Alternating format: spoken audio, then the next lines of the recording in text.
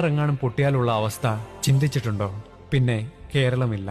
Dam പൊട്ടിയാൽ കേരളത്തിലെ 6 ജില്ലകൾ ഒഴുകിപ്പോകുമെന്ന് മാത്രവുമല്ല, മണ്ണിൽ പുതയുന്ന 35 ലക്ഷം മനുഷ്യരെയും അതിന് തത്തുല്യമായ മൃഗങ്ങളെയും 48 മണിക്കൂറിനകം സംസ്കരിക്കാത്ത പക്ഷം അവശേഷിക്കുന്ന ജില്ലകളിലെ മനുഷ്യർ പകർച്ചവ്യാധി മൂലം ഇല്ലാതാകും. എന്നിട്ടും അവസാനിക്കുന്നില്ല. ഒരുപക്ഷെ ഈ 6 ജില്ലക്കാർ വേഗത്തിൽ തന്നെ മരിക്കുമായിരിക്കാം. പക്ഷേ മറ്റ് ജില്ലക്കാർ ഇഞ്ചിഞ്ചായി ഇല്ലാതെയാകും.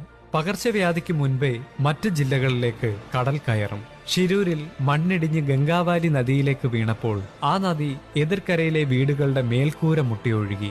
അതിൽ പലരുടെയും ജീവൻ നഷ്ടപ്പെട്ടു. അതുപോലെ 6 ജില്ലകളിലൂടെ ഒഴുകി വരുന്ന കല്ലും മണ്ണും പാറയും ചെളിയും മനുഷ്യരും മൃഗങ്ങളുമെല്ലാം കടലിലേക്ക് ചെന്ന് പതിക്കുമ്പോൾ ആ ആഘാതത്തിൽ കടൽ എതിർദിശയിലേക്ക് ആഞ്ഞടിക്കുകയും ശേഷം തിരിച്ച് അതേ ശക്തിയോടെ കേരളക്കരയിലേക്ക് കയറുകയും ചെയ്യും.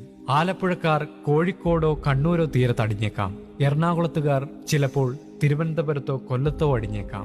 അത്ര ഭയാനകമായിരിക്കും അങ്ങനെ ഒരു അപകടമുണ്ടായാൽ. മാധവ് ഗാഡ്ഗിലിന്റെ വാക്കുകൾ തെറ്റിയില്ല. അദ്ദേഹം ചൂണ്ടിക്കാട്ടിയ മേപ്പാടി ഭാഗത്തെ ഗ്രാമങ്ങളിലാണ് ഇപ്പോൾ ഉരുൾപൊട്ടലുണ്ടായിട്ടുള്ളത്. ഇനിയും പല സ്ഥലങ്ങളും അവശേഷിക്കുന്നു. അതിലേറ്റവും ഭയാനകം പെരിയാർ മേഖലയാണ്. ഇത് ജനങ്ങളെ ഭയപ്പെടുത്താൻ പറയുന്നതല്ല, ഇതിന്റെ ഗൗരവം മനസ്സിലാവാത്ത ചില ആളുകളിലേക്ക് എത്തിക്കുക എന്ന ഉദ്ദേശം മാത്രമേ ഉള്ളൂ.